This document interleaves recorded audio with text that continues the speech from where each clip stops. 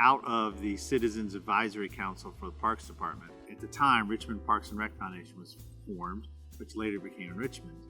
And our goal was to support volunteer-based, community-led efforts around the city. And that led, after 30 years, to us being the custodians and caretakers at East End and Evergreen Cemetery. We started in 2011 trying to preserve and open spaces. But as we got to know the owners, the Ensbingers, more and more over a 5 to 6 year period, ownership became, I think, the best way we could have assisted.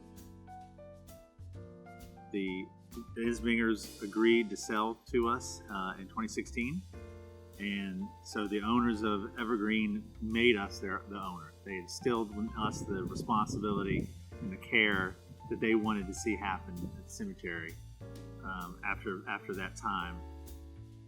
East End was part of an effort that we worked with multiple friends groups in the area to get their buy-in, and the state, the city, multiple businesses and volunteers that we work with went through a very transparent and open process with the state, much like the internment process, where we put out a public notice, asked for input, and then it was the ownership of the East End Cemetery was awarded by the state of Virginia after that period of review, I think 4 to 6 weeks. Last year, we've been going gangbusters ever since. Thousands of volunteers, great business work. We've started to research on our efforts behind our capital campaign, marketing, branding. Most important at this moment, though, is a 2-year effort to develop a master plan led by descendant family members. We received some flack from some groups when we first purchased Evergreen and eventually East End that we didn't have a plan. We support and lead from behind. And so we gave that power and empowered the descendant family members and community leaders to build that plan on their own. And after the 2-year period, we had an amazing group of folks from John Mitchell, Viola Baskerville, Johnny Meekins, Al Smith, Maurice Hopkins, Marilyn Campbell, Janet Libran. And it was just all justifying and really rewarding to see their hard work come together. And it's an honor to have that plan and have them entrust us with that plan. Off on this process, we knew trust and respect, mainly trust, would have to be earned.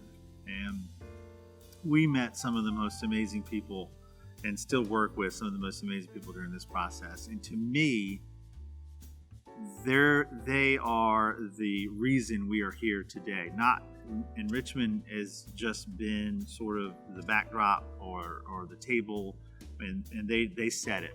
They brought the soul, the history, the family, the connections, the passion. We have that, but we can never have what they have. And our job is to make sure what they have is continued forward. But there's 3 or 4 people who I will remember for the rest of my life, who held my hand when we were in meetings that did not look like they were going well, would reach over and say, God is with you, be patient, just listen. That's why you're here. Listening is more important. To people who continue to help guide me personally, that I will forever be indebted to, not because of our role here at Evergreen, but personally. And making of John Sydnor, making the man that John Sydnor was always meant to be, where I was headed. They're true heroes to me, and I appreciate them. Gina Rogers of the National Park Service has been an absolute rock for me. Viola Baskerville and the efforts that we do. She has had just an amazing career, a stellar length of activities and commitment to this city. And John Mitchell. John Mitchell has been my best friend. John is always positive.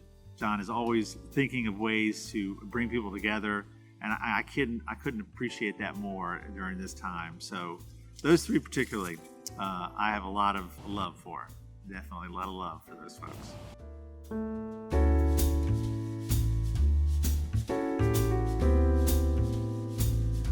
We will eventually be, as we get beyond implementation, looking at programming and education and ways to expand. And again, this is not Enrichmond's story. That piece is not Enrichmond. We want to reach out to our experts like John and Miss Bell and other folks who will come in and be partners in a more in-depth way and really reach out and I think bring families back in, connect with their loved ones, and really bring the whole spiritual and honorable piece, then remembrance back to the cemeteries.